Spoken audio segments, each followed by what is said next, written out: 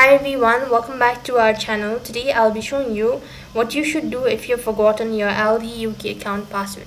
So if you have forgotten your information or your credential, then what you need to do is, in order to recover or log into your account, you have to first of all open up a browser and head over to its official page, that is groceries.aldi.co.uk.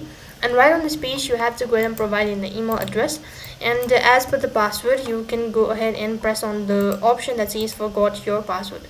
When you do that, it's going to take you to the other field where you can see this sort of page.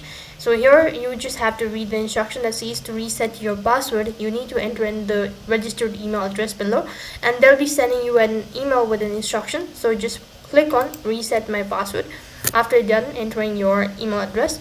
Then the email is going to be sent, so just open up your email and you can see right on top there is the reset link. So click on reset my password.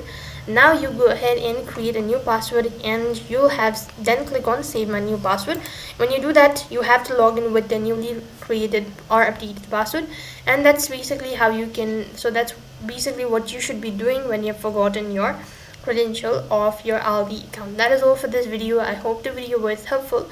Make sure to like, share and subscribe to our channel. Thank you for watching. See you in the next video.